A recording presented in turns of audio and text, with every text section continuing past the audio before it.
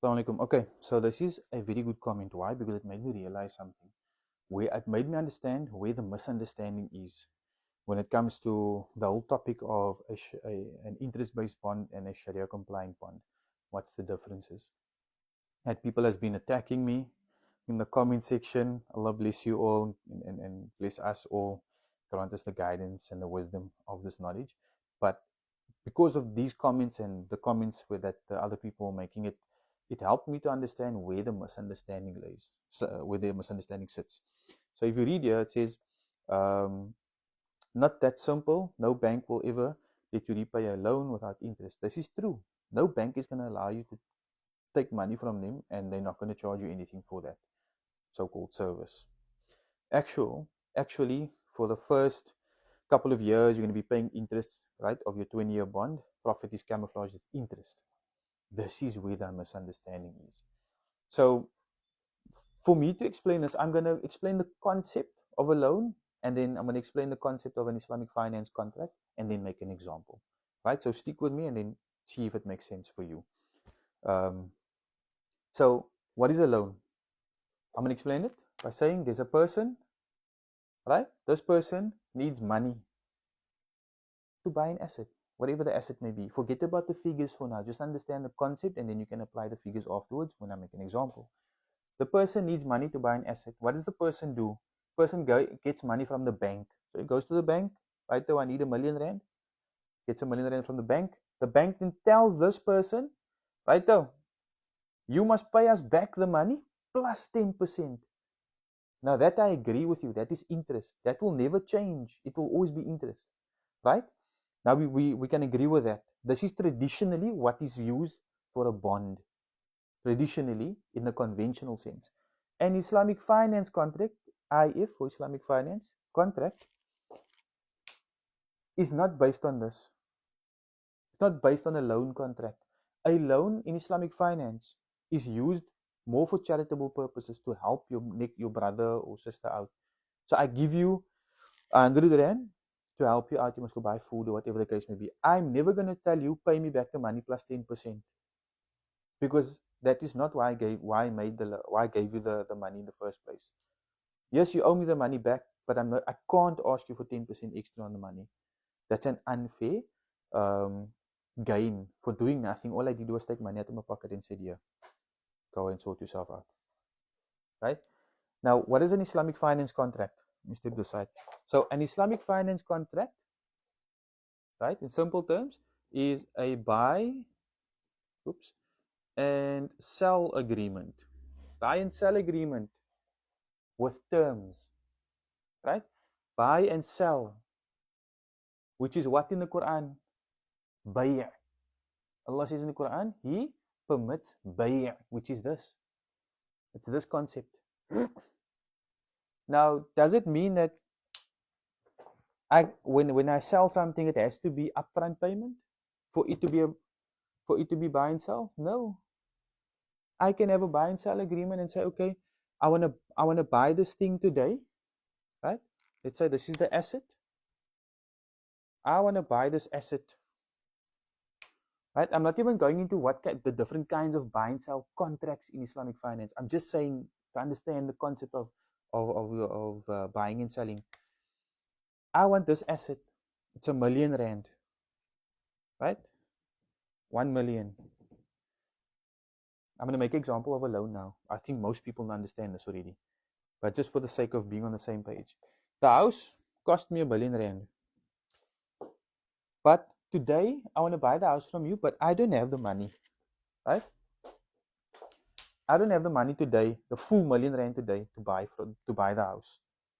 So what do I say? I tell you, okay, I can afford to pay you R100,000 as a deposit for the house so that I can move into the house, and then we sign the contract to say, okay, the rest of the money I'm going to pay you for the next 20 years.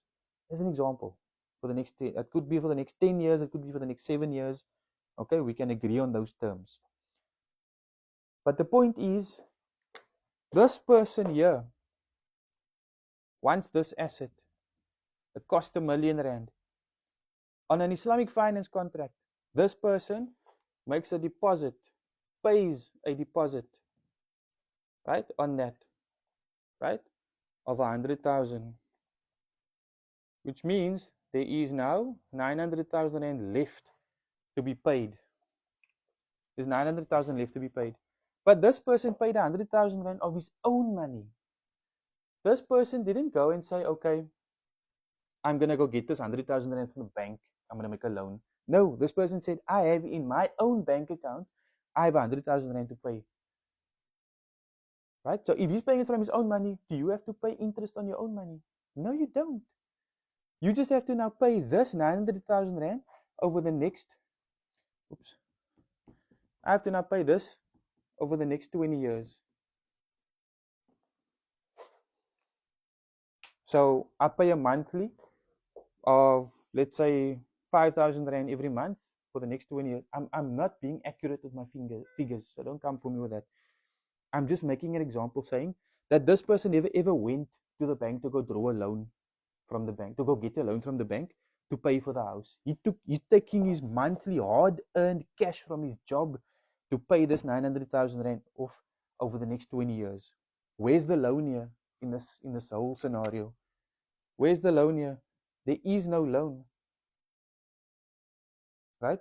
I'm not talking about the Islamic finance contract itself. You get different ones that can be used to make this deal. You get musharaka, you get mudaraba, etc. We're not talking about the contracts yet. Just understand the concept of what is happening. In reality, this is what's happening. There is no loan that's been made. Now, in the concept of a loan, the person here, again, right, the person wants the house, but he doesn't have the million rand. Again, here also he doesn't have a million rand up front. Here he also doesn't have a million rand up front. But instead of making a deposit or anything, well, let's say he does make a deposit to the bank to give him the money, but here he goes to Mr. Bank to get the full million, right, which then pays to the man to get the house, right? So man wants house, million rand. Man goes to bank for the million rand goes to the man can now buy the house. But the man owes the bank plus 10%. In this scenario, this is the traditional bond. This is how it works. No? I hope that makes sense. For you to see now the difference between an Islamic finance contract and a loan, which is a ribawi contract. Ribawi, an interest-based contract. Yeah, in this example, in my opinion, I think this is very simple to understand. We can go into the musharaka contract and a mudaraba contract and an ijara contract to talk about what are the terms in this buy and sell agreement. No? But just as a start, your comment that you made here really helped me to see this is where the misunderstanding is. People are thinking that when I'm saying Sharia, when I'm saying a Sharia compliant bond, you're thinking I'm talking about a loan. I'm not talking about a loan. The two will never be the same. In Islam, a loan is to help out your brother and sister that is in need. So you give them money and you say you can pay me back at another time, at a later stage. You can pay it off also, but I'm not going to ask you extra. On an Islamic on a loan in a conventional sense, that's not going to happen. They're going to say, okay, I'm going to give you 100,000 rand, but me as the bank, I want my 100,000 rand plus 10%. No? Now that's unfair. The bank didn't make any effort except take money out of their vault to give you, and in the meantime, they're still doing nothing to help you out. You making all the effort with the money that you've gotten from them, and you paying them back, and that is in excess of what you actually owe them. That is oppression.